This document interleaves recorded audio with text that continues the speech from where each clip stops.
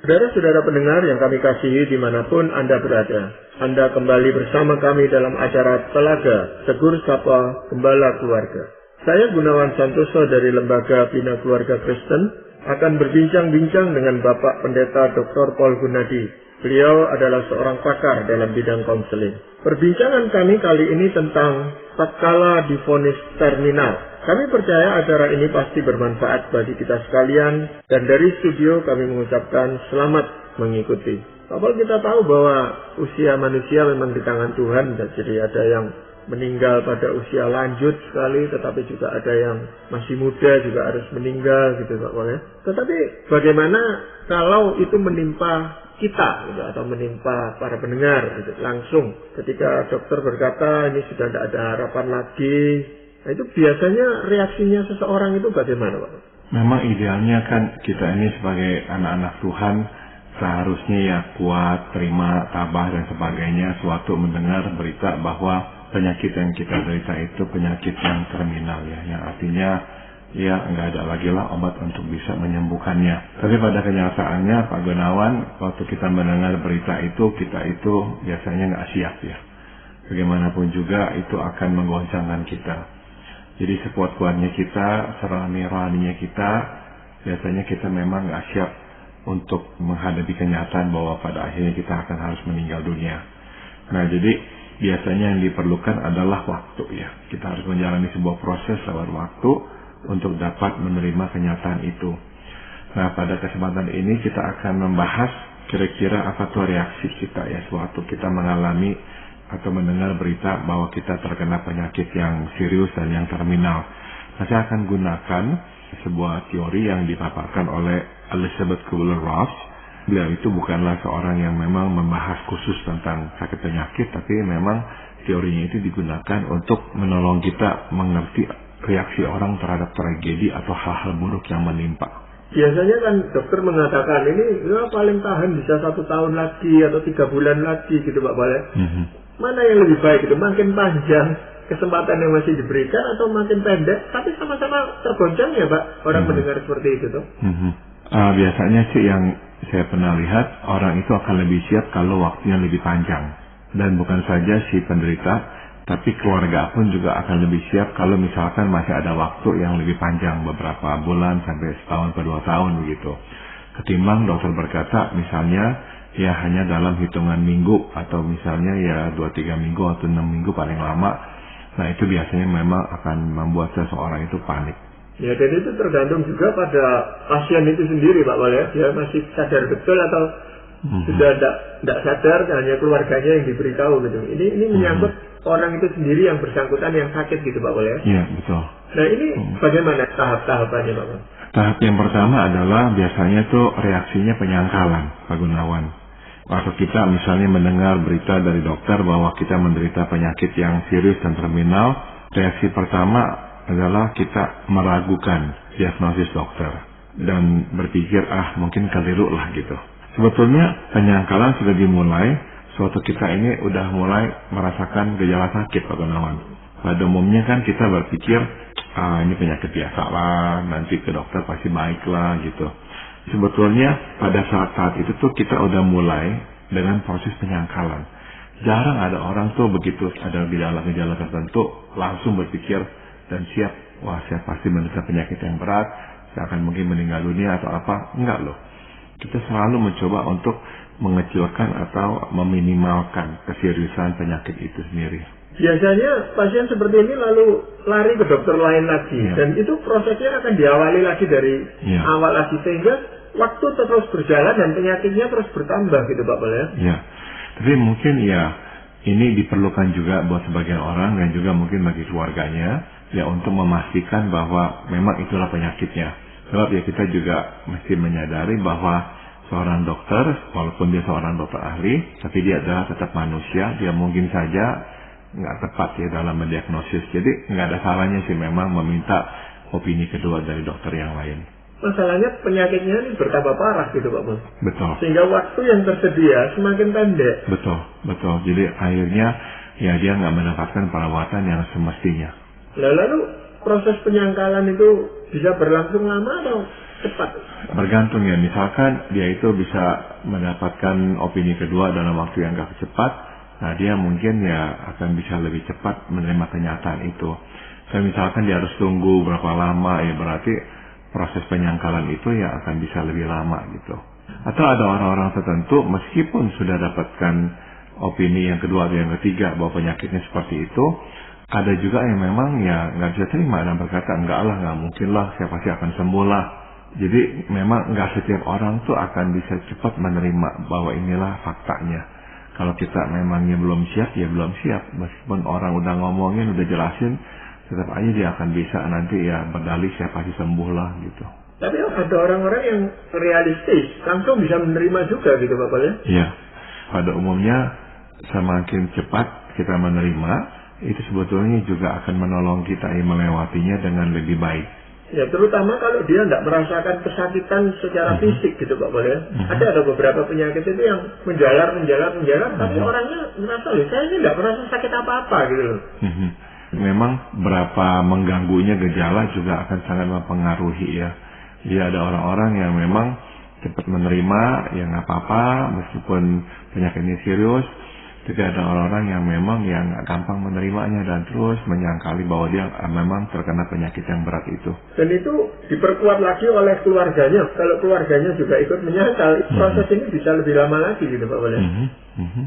Jadi memang penyangkalan itu sedikit banyak memperlihatkan bahwa kita memang sangat tidak siap untuk meninggalkan dunia ini. Gitu. Makin tidak siap, makin kuat penyangkalannya. Lalu setelah proses penyangkalan itu terlewati, bagaimana Bapak? Fase yang berikutnya adalah fase tawar-menawar ya.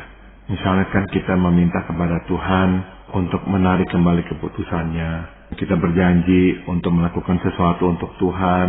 Mungkin kita berkata bahwa sekarang saya sadarlah, saya telah salah, saya udah minta ampun kepada Tuhan. Jadi kita beranggapan kalau saya udah minta ampun, saya udah sadar, ya udah pasti akan disembuhkan Tuhan. Atau kita merasa kita dulu kurang beriman, sekarang kita lebih beriman. Pokoknya intinya adalah Tuhan sedang memberikan suatu pelajaran kepada kita. Nah, selama kita udah ngerti pelajarannya apa, ya Tuhan pasti akan nanti sembuhkan kita. Nah, inilah proses yang disebut tawar-menawar, Pak Gunawan. Nah, pada umumnya pada tahapan ini, kita ini nih mengembangkan pengharapan. Kita beranggapan kalau saya udah ajukan tawaran, saya udah beritahukan Tuhan, saya sadar akan kesalahan saya pasti akan sembuh. Jadi pengharapan itu akan tinggi ya.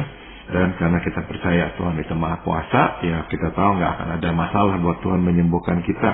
Kalau Dia menghendaki, kita pasti sembuh. Nah, biasanya memang pada tahap ini orang itu bisa lebih positif dengan Tuhan, Pak Gunawan. Kalau pada awalnya mungkin ya nggak begitu melibatkan Tuhan, tapi di tahapan berikut ini nih orang yang sakit biasanya akan lebih melibatkan Tuhan karena benar-benar berharap Tuhan akan sembuhkan dia.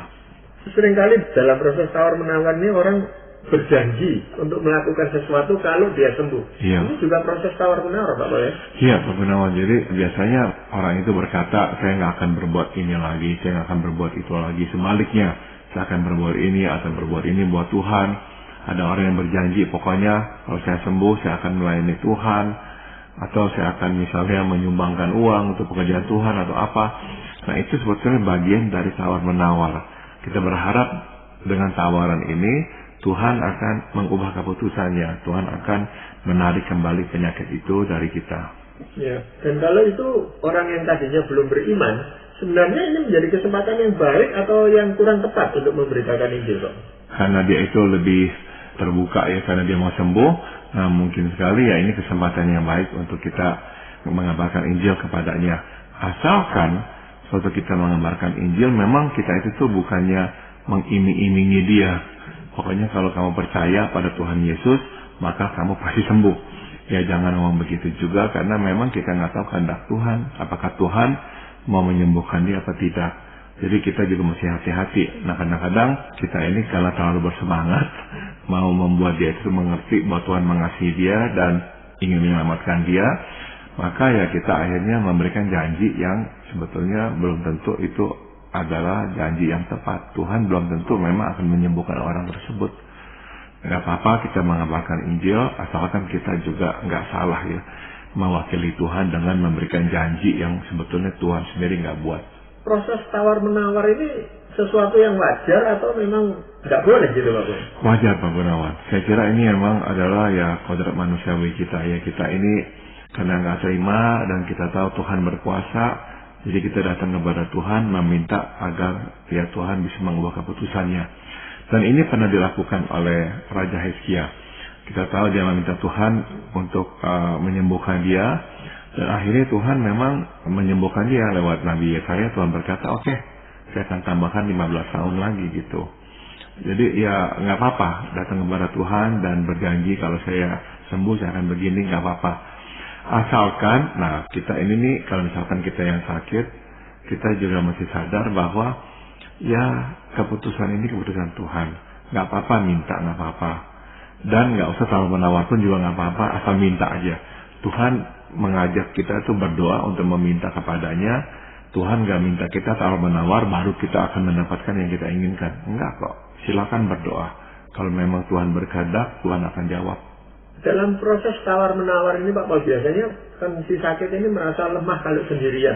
Lalu dia mengajak orang-orang lain untuk mendoakan dia. Dengan keyakinan bahwa kalau doanya satu orang itu kurang kuat, tapi kalau bersama-sama itu lebih kuat. Nah, ini apa juga dalam proses tawar-menawar itu? Iya, jadi seolah-olah dengan dia membawa bala bantuan, seolah-olah itu Tuhan lebih akan mau mendengarkan doanya dan mengabulkan lah gitu. Nah sudah tentu ya nggak apa-apa meminta orang-orang berdoa buat kita yang sedang sakit. Asalkan sekali lagi kita mengerti bahwa Tuhanlah yang nanti memutuskan. Jadi apapun keputusan Tuhan, kita akan harus bersedia menerimanya. Bagaimana kalau sudah sekian lama dia menunggu, itu tidak ada perkembangan yang positif, tapi malah penyakitnya tambah parah gitu Pak? Nah biasanya itu setelah orang kalau menawar, tapi kok penyakitnya nggak sembuh-sembuh ya, nggak kunjung sembuh. Biasanya reaksi berikutnya adalah orang itu marah Pak Gunawan. Seolah-olah dia merasa dia udah merendahkan diri, harus menawar dengan Tuhan, tapi kok Tuhan tetap aja nggak jawab ya. Jadi akhirnya marahlah dia. Dan yang lebih sering juga adalah kita marah kepada Tuhan karena kita menganggap Tuhan kok nggak adil. Ya, kita mungkin beranggapan mengapa Tuhan memberikan kepada saya penyakit ini? Mungkin kita berpikir kita kan udah berbuat baik, hidup baik untuk Tuhan. Kenapa kok Tuhan membalas kebaikan dengan kejahatan? Atau kita mungkin nengok ke kiri, nengok ke kanan dan melihat kok orang-orang ini hidupnya baik-baik aja. Padahal mereka nggak sebaik saya, tapi kok saya yang harus kena penyakit yang berat ini? Apakah Tuhan nggak ngelihat apa yang telah saya lakukan? Akhirnya waktu kita udah minta-minta, tapi kok tetap aja kita nggak mendapatkan yang kita minta. Reaksi berikutnya seringkali adalah marah. Seringkali menuduh Tuhan itu keliru di dalam bertindak ini. Kok saya gitu? Ini mestinya orang lain gitu Pak boleh? Betul. Jadi kita melihat Tuhan seharusnya nggak memberikan ini kepada saya, tapi kepada orang lain yang lebih salah yakin menerima. Atau kita melihat Tuhan juga itu tuh, kayaknya nggak peduli ya dengan saya, nggak lihat kondisi saya. Bukankah saya masih diperlukan, anak-anak saya masih kecil? Bukankah Tuhan tahu saya ini nih bukan orang yang kaya raya, saya orang yang susah sehingga berobat pun juga mahal. Tapi kok Tuhan kayaknya nggak peduli, kok Tuhan justru kasih saya penyakit yang seperti ini beratnya. Ini yang membuat kita akhirnya marah. Hal lain yang membuat kita biasanya marah kepada Tuhan adalah kita beranggapan bahwa tidak seharusnya sekarang ini saya meninggal. Kita tahu ya kita akan harus meninggal, tapi waktunya bukan sekarang. Masih ada tugas yang kita harus selesaikan. Pada intinya kita marah kepada Tuhan karena kok rasanya keputusan yang Tuhan buat tidak sesuai dengan keinginan kita, dan kok Tuhan nggak pernah sekalipun melibatkan kita dalam pertimbangannya. Tuhan kok tiba-tiba langsung jatuhkan vonis, memberikan kita penyakit yang begitu berat. Nggak ada konsultasi, nggak ada pertimbangan untuk mengajak kita berdiskusi. Kok nggak ngelihat sama sekali dari kacamata saya. Nah itu tuh hal-hal yang membuat kita marah kepada Tuhan. Kemarahan itu biasanya diekspresikan dalam bentuk seperti apa Bapak? Yang pertama adalah menjauhkan diri dari Tuhan. Kita misalkan nggak mau lagi berdoa, kita nggak mau lagi baca firman Tuhan, kita mungkin juga ya menolak hamba Tuhan datang, kita nggak mau orang ngomong-ngomong tentang Tuhan. Jadi kita menjadi sangat peka sekali tuh kalau orang ngomong tentang Tuhan. Jadi buat kita makin diingatkan tentang Tuhan, makin kita marah. Ada orang yang memang dalam kondisi sakit yang berat itu kita melihat terjadi perubahan Pak Gunawan. Kepribadiannya, sikapnya. Kita mungkin bingung. Sebelum-sebelumnya dia orang yang ceria, dia seorang yang sering memuji Tuhan, bersyukur kepada Tuhan. Di awal-awal dia sakit juga dia masih ngomong, Tuhan begini, Tuhan begitu, Tuhan pasti bisa sembuhkan saya. Terus masih ceria dan positif. Tiba-tiba di tengah-tengahnya dia mulai nggak mau ngomong. Dan kelihatan sekali wajahnya itu wajah yang gak senang. Waktu kita datang, kita ngobrol, apalagi kalau kita sebut-sebut tentang Tuhan, dia diem aja gak mau ngejawab. Nah itu sebetulnya pertanda dia sedang dalam fase marah. Dan biasanya yang saya lakukan kalau saya berkunjung dan melihat orang itu seperti itu, saya biasanya bertanya aja bahwa apakah ada pertanyaan yang Bapak Ibu ingin sampaikan kepada Tuhan saat ini. Kalau Tuhan berkata, kamu boleh tanya saya apa aja. Apa yang ingin kamu tanyakan? Nah saya biasanya mendapat jawaban, orang itu akan berkata, kenapa kok saya? Kenapa kok Tuhan gak sembuhkan saya? Atau apa salah saya? Kenapa kok saya harus kena ini penyakit? Nah dari jawaban itu, sebetulnya ya kita udah mulai mengerti lah. Dia itu marah kepada Tuhan gitu. Nah jadi kita nantinya bisa ngomong sama dia dengan lebih pas. Kalau kita nggak tahu, kita langsung aja jalan kayak kereta api, mungkin membuat dia tambah marah dan membenci. Dan sebagai keluarga sebenarnya apa yang bisa kita lakukan menghadapi saudara kita atau keluarga kita yang seperti ini, yang sedang marah seperti ini, Pak? Biasanya kalau kita memang tahu dia sedang marah, ya udah kita biarkan aja. Kita jangan itu bilang sama dia, kamu nggak boleh marah, kamu harus bersyukur loh atau apa. Mendingan jangan ya, kita ya ngertiin lah bahwa memang dia sedang terpukul, dia marah, ya udah kita ngerti. Atau kita mungkin bisa berkata, kalau kamu sampai marah kepada Tuhan, saya pun mengerti. Karena ya kamu melihat Tuhan itu berkuasa, Tuhan sebetulnya kan seharusnya ya bisa menyembuhkan kamu, tapi kok enggak. Atau Tuhan kok seharusnya mengerti posisi atau kondisi kamu, lebih pedulilah dengan kebutuhan kamu, tapi kok terus saja memberikan penyakit ini. Ya saya bisa mengerti kalau kamu marah kepada Tuhan. Nah mungkin kata-kata seperti itu membuat dia merasa dimengerti, bahwa nggak apa-apa gitu. Dan sebetul-betulnya juga memang nggak apa-apa, Tuhan ngerti bahwa orang itu nggak siap untuk mati. Jadi waktu terkena penyakit yang berat, kadang-kadang reaksinya adalah marah. Setelah proses marah itu, tahap berikutnya apa yang terjadi, Bapak? Tahap berikutnya adalah keputusasaan atau depresi, Pak Gunawan. Jadi artinya begini nih, pada tahap keputusasaan sebetulnya kita masih marah, tapi kemarahan itu tuh mengendap ke dalam menjadi kepahitan. Maksudnya apa? Kita misalnya merasa semua yang telah kita perbuat buat Tuhan ya, itu sia-sia. Kita jadi pahit. Kok Tuhan begini ya? Atau semua yang telah kita percaya tentang Tuhan, oh ternyata nggak tepat loh. Dulu saya selalu percaya misalnya, kita berkata, Tuhan pasti dengar doa. Kok nggak dengar doa saya? Dulu saya percaya Tuhan itu penuh kasih sayang. Dia akan melindungi kita dari sakit, penyakit, atau dari mara bahaya. Kok Tuhan membiarkan saya terkena penyakit ini? Jadi akan ada proses di mana kita harus memaknai ulang tentang siapakah Tuhan itu. Dan apa kehendaknya dan cara dia bekerja. Nah semakin sederhana cara pemikiran kita, semakin hitam putih cara kita melihat Tuhan dan pekerjaannya, makin susah kita memang melewati fase-fase ini Pak Gunawan. Karena kita makin nggak mengerti. Tapi kalau kita memang udah lebih mengerti bahwa mengikut Tuhan nggak berarti akan dibebaskan dari masalah atau satu penyakit. Kadang-kadang Tuhan akan biarkan kita terkena penyakit dan sebagainya. Maka ya penting kita juga memang memiliki konsep yang tepat tentang Tuhan itu. Kalau enggak, kita mudah sekali merasa pahit kepada Tuhan.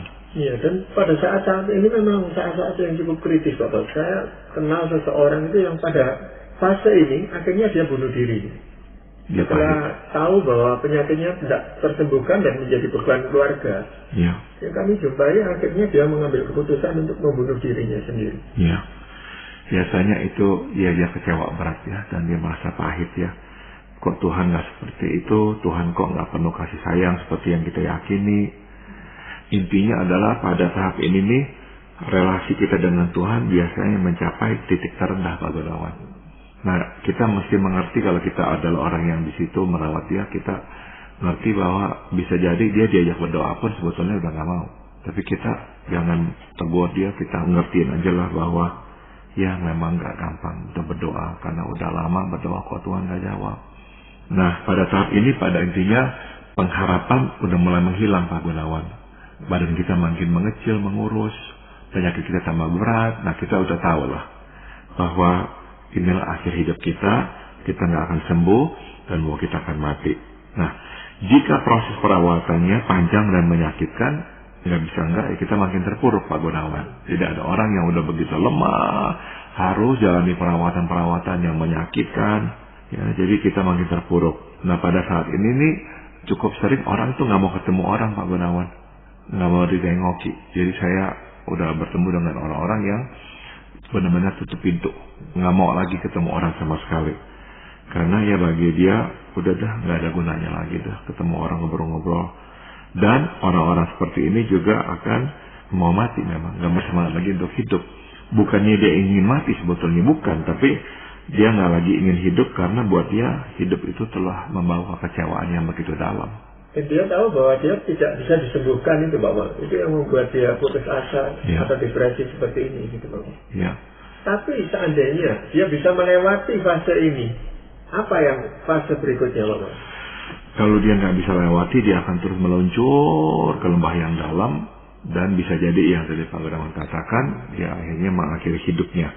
Atau sebaliknya, dia dapat bangkit dan berserah kepada Tuhan. Nah, jika dia dapat bangkit, berserah kepada Tuhan, dia masuk ke fase yang terakhir, yaitu fase penerimaan.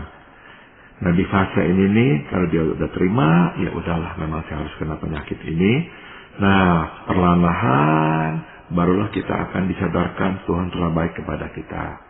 Ingatan demi ingatan mulai masuk ke dalam benak kita. Iya ya, ternyata Tuhan baik loh.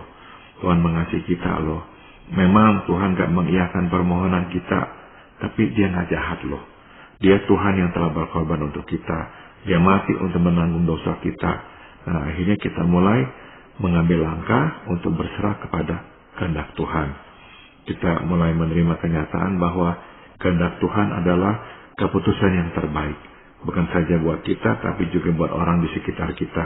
Meskipun kita nggak mengerti kenapa kita harus kena penyakit ini, nah tapi kalau kita udah terima, kita mulai kembali percaya. Kita mulai menyerahkan kekhawatiran kita kepada Tuhan. Kita akan berkata, ya Tuhan telah memelihara hidup saya, dia pasti juga akan memelihara orang yang kita tinggalkan. Nah, jadi di tahap ini, pengharapan untuk sembuh sekarang tergantikan dengan pengharapan untuk berjumpa dan hidup bersama Tuhan di surga yang mulia. Ini dipengaruhi oleh keadaan orang itu semasa masih sehat atau tidak Bapak? Artinya kalau orang itu masih sehat dulu, memang seorang yang sungguh beriman, akankah dia akan tiba pada fase ini atau tidak gitu Pak? Saya kira iya Pak Gunawan. Jadi kalau misalnya memang dia itu mempunyai relasi yang baik dengan Tuhan, pengertiannya tentang Tuhan juga tepat dan dalam, biasanya tuh dia akan lebih cepat melewati semua ini. Dan banyak orang yang benar-benar kuat dalam Tuhan, awalnya ada sedikit penyangkalan, tapi begitu udah bisa terima, benar-benar terima sampai akhirnya. Nggak melewati lagi tahap menawar, nggak melewati lagi tahap marah, nggak melewati tahap keputusasaan, nggak. Langsung dia terima. Karena dia sungguh-sungguh percaya Tuhan itu tuh tahu apa yang baik buat dia, dan dia akan terima apapun yang Tuhan berikan kepada dia. Peran pendamping atau peran keluarga ini juga penting sekali di sini Pak Wal, untuk membangkitkan semangatnya, membangkitkan kasih dia terhadap Tuhan itu Pak Wal. Iya betul. Nah biasanya memang kalau dia udah sampai ke tahap menerima, dia akan lebih jauh terima itu masukan-masukan rohani dari orang. Dia akan mau dikunjungi, dia akan mau berdoa. Nah, saya udah melihat orang yang di tahap seperti ini Pak Gunawan. Dan waktu dikunjungi, waktu didoakan, waktu menyanyi bersama, dia benar-benar tuh sepertinya tuh sudah melihat Tuhan. Wajahnya, suaranya, benar-benar sudah begitu lain sekali. Karena di tahap itu dia memang sudah benar-benar dekat dengan Tuhan. Artinya dia sudah lebih siap daripada waktu masih fase marah atau fase putus asa itu Bapak ya. Betul. Betul. Ya jadi pada saat ini tubuh jasmaniahnya udah makin melemah, tapi tubuh rohanianya akan makin kuat ya. Dia disadarkan Tuhan baik, Bahkan sewaktu dia sakit pun Tuhan baik. Ada banyak hal-hal kecil yang terjadi yang mengingatkan dia Tuhan beserta dia. Nah, jadi pada tahap ini fokusnya beralihlah dari dunia kepada sorga, dari manusia kepada Tuhan. Apakah dalam kondisi seperti ini dia sudah tidak ada lagi berharap untuk sembuh gitu Pak? Biasanya pada saat ini ya enggak lagi ya. Jadi pengharapan untuk sembuh mulailah digantikan dengan pengharapan untuk bertemu dengan Tuhan dan hidup bersama Tuhan. Di saat itu tuh memang dia akan jauh lebih siap dah. Selama dia masih terus berkutat, saya mau sembuh, dia nggak bisa terima itu, makin susah memang. Kalau dia udah berkata, oke, sekarang pengharapan saya ini bukan pada kesembuhan lagi, tapi pada saya akan bertemu Tuhan. Dan dia akan tujukan matanya ke situ. Ya, jadi kalau seandainya pada waktu itu kita diminta untuk berdoa, untuk mendoakan orang sakit ini, sebenarnya tidak tepat lagi kalau kita berdoa supaya orang ini disembuhkan gitu Pak boleh? Nah, kalau dia memang tetap masih berharap untuk sembuh, kita akan berdoa untuk dia punya kesembuhannya. Tapi kalau memang dia sendiri berkata, saya udah siap, saya mau bertemu Tuhan dan sebagainya. Nah, kita nggak apa-apa tetap berdoa, Tuhan yang Engkau dapat menyembuhkan dia. Tapi kami ya juga mau berserah kepada Tuhan yang paling baik. Nah, kita bisa berdoa seperti itu. Dalam hal ini apakah ada ayat firman Tuhan yang ingin Bapak sampaikan? Di 2 Timotius 4 ayat 17-18, firman Tuhan berkata, tetapi Tuhan telah mendampingi aku dan menguatkan aku. Dia akan menyelamatkan aku sehingga aku masuk ke dalam kerajaannya di sorga. Baginya lah kemuliaan selama-lamanya. Amin. Jadi artinya adalah pada masa sakit pada akhirnya nih ya, kita kalau udah bisa menerima kehendak Tuhan, barulah kita akan bisa berkata seperti Paulus ya, Tuhan telah mendampingi aku, Tuhan telah menguatkan aku, dan dia akan menyelamatkan aku sehingga aku masuk ke dalam kerajaan di sorga. Jadi kita melihat tangan Tuhan yang telah bersama kita, dan tangan yang sama itu yang akan nanti membawa kita masuk ke dalam kerajaannya. Terima kasih Bapak untuk perbincangan ini, dan saya percaya perbincangan ini akan sangat bermanfaat bagi kita. Para pendengar sekalian, kami mengucapkan terima kasih Anda telah mengikuti perbincangan kami dengan Bapak Pendeta Dr. Paul Gunadi dalam acara Telaga Tegur Sapa Gembala Keluarga. Kami baru saja berbincang-bincang tentang tatkala divonis terminal. Bagi Anda yang berminat untuk mengetahui lebih lanjut mengenai acara ini, silakan menghubungi kami lewat surat. Alamatkan surat Anda ke Lembaga Bina Keluarga Kristen atau LBKK, Jalan Cimanuk 56, Malang. Kami juga mengundang Anda mengunjungi situs kami di www.telaga.org. Saran-saran, pertanyaan, serta tanggapan Anda sangat kami nantikan. Akhirnya dari studio kami mengucapkan terima kasih atas perhatian Anda, dan sampai jumpa pada acara Telaga yang